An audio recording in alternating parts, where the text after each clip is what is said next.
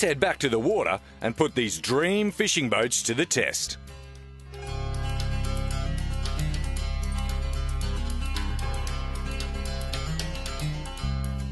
Let's show you how the bar catch works. All you need to do is get your safety chain out of the way, undo your winch strap, let the weight of the boat roll back onto the bar catch, transfer your bungee cord, and we're ready to go.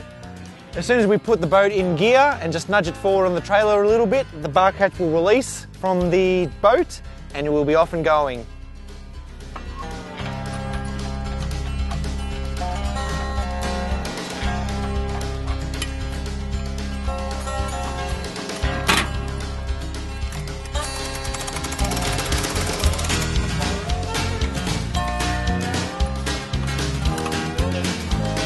Ready to go.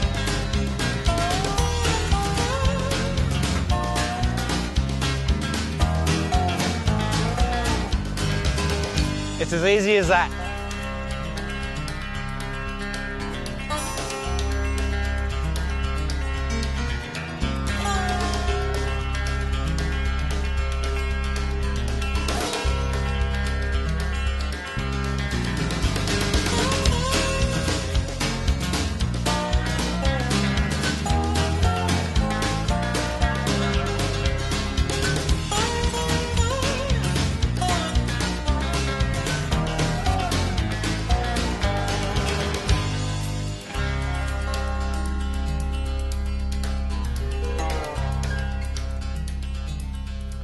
As you can see by how easily these beasts cut through the water, you can see just why this type of hull design is perfect for the serious fisherman.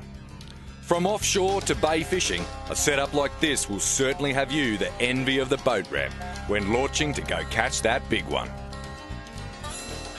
With the specialised hull design, these types of boats offer comfort as well as functionality.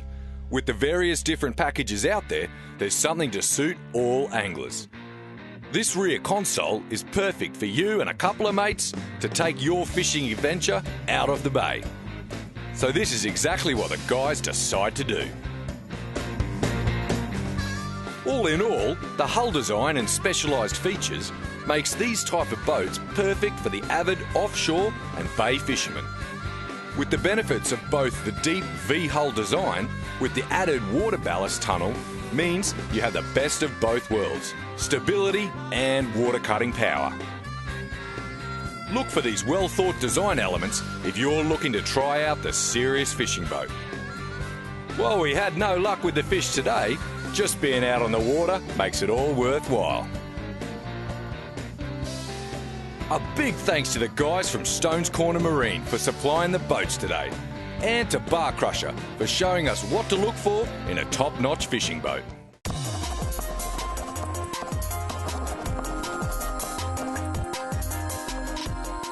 If you see a flag while on the water, pay close attention. This flag is the international symbol for I have a diver down, keep well clear and at slow speed. So slow down and maintain a minimum distance of 30 metres from the signal. Let's go and catch up with the Ensign Racing Team. It was time to get sailing. The next Thursday, we headed to Mariners Cove on the Gold Coast and hit the water with the Ensign Racing Team and other fellow yachties, all kicking back to enjoy the beautiful Twilight race.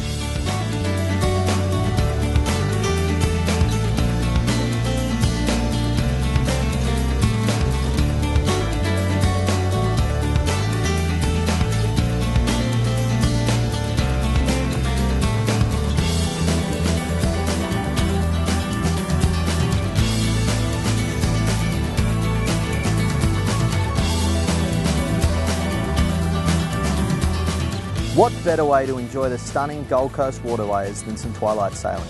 With nothing but the sound of the sails in the water, you can soak up the last rays of the sun and learn the ropes with an experienced and friendly crew.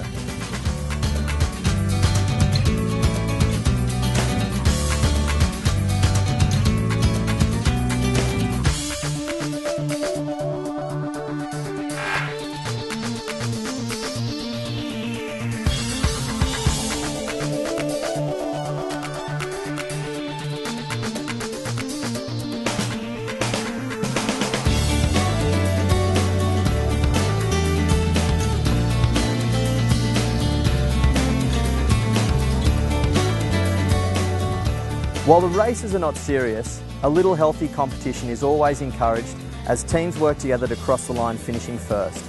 As the sun slowly disappears from the horizon, the Ensign Racing Team crosses the finish line.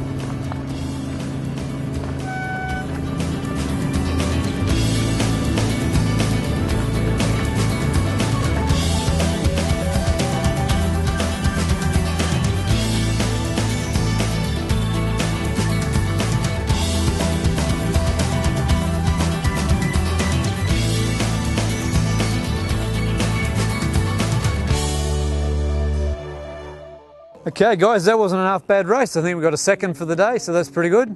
So come on down, I'll show you some of the inside of Cracklin Rosie if you like. Okay guys, so come on down. This is the luxurious surroundings of a race yacht. So as you can see, there's not a whole lot that's kept inside a race yacht.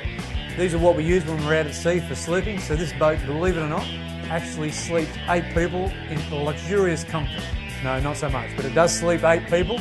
So these cots are designed to be put down on an angle and you sleep on the high side of the boat. Keep the boat as level as we can. So this particular vessel does a lot of offshore races, but you'll see any of the boats that do some of the famous races like the Sydney to Hobart, they'll all be kitted out almost the same inside. What we're going to do now, just because we've been racing, is we're going to de-jack the mast.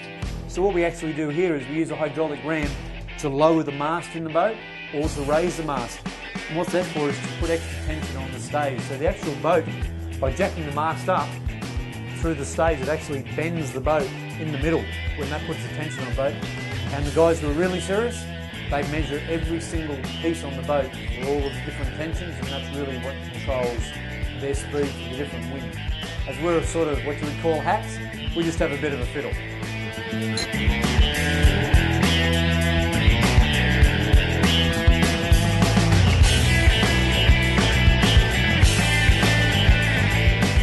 This is the jacking apparatus that we use. So it is just like 2 car jacks basically. Now not every race boat's got this, but most of the older style ones most certainly had jacks in their boats. And as you can see, we're going to go up to this pin here. You can hear it squeaking, resisting all of that. So that's actually quite a lot of pressure that we've put on the boat. Then we pull these spacing plates out. And these are what they add into the boat. So they add these to the boat to change the height of the mast, and that's what basically puts tension in and out of the vessel. So we'll let it back down now. Gives you some idea of the pain and agony that the boat goes through when it goes racing. Up here is what they affectionately call the head, which back home we would call the toilet, of course. And as you can see, privacy is abound.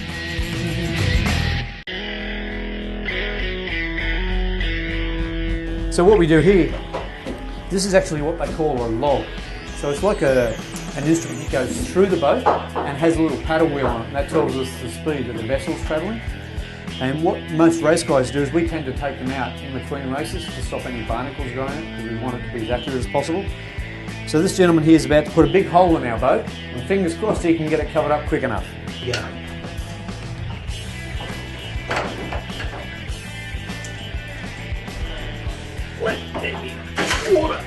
So that hole goes straight through into the ocean. So if Paul takes his hand off for a sec, as you can see, that goes straight through. Easy way to sink a boat if you're not careful.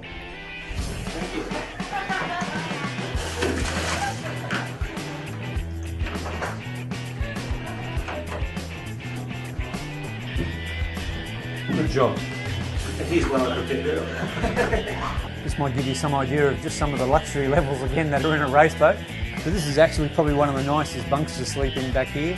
It's a little bit aft, it keeps things nice and comfy when the boat's heeling around. But this here, this is the main seat in the house. This is the nav station here. Personally, you couldn't pay me enough money to sit here in the middle of a race out in the ocean, but there are guys and they actually sit down here, and this is where they track where you're going in the race. They have their navionics in front of them, all their instrumentation's here. They lay their map out, and they'll actually navigate and plot a course from here and call it up to the guys that are upstairs. But man, you must have a cast iron stomach, because as I said, you couldn't pay me enough to be down here while I'm out at sea. Alright guys, welcome back on dry land. Had a great little afternoon of sailing. It wasn't a lot of wind around this afternoon, so it was a lot more tactics involved, and because we weren't going so fast, we really needed to move quite slowly around the boat and pick up kind of little gains where we could, and it was really a concentration game to make it against the other boats. I think we finished in second place. There was only one other boat that finished across the line in front of us, and if we had a little bit more distance we may have caught up to them, but we're still happy with the second this afternoon. As you can see, the whole team does get involved with packing down the boat afterwards. We don't always catch up during the week, all these guys, so great to catch up on a Thursday afternoon, and once we get through all the packing up, we get down to the Southport Yacht Club and have a few drinks, so that's where we're going to be off to next, so we'll see you guys down there.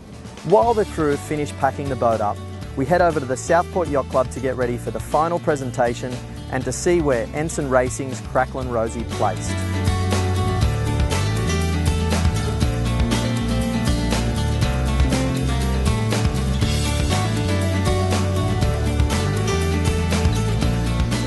Great afternoon of racing. It was a little bit slow at the end, the wind kind of backed off there, but it was kind of technical and there was a great few boats around us and everyone seemed to have a really good time.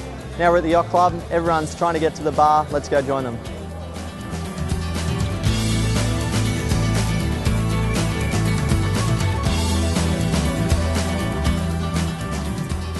Second, this will be a popular second, Cracklin Rosie, Tony Ross.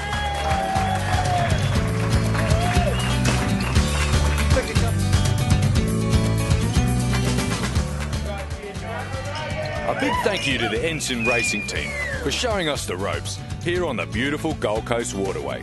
If you would like more information, head online to the Ensign Racing Facebook.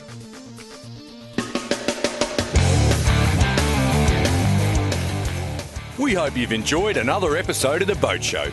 Tune in next week as the team head inland for some bass fishing on Lake Moogara. We catch up with Tim Morgan, who will take us through the new ways technology is helping us find and catch those big ones.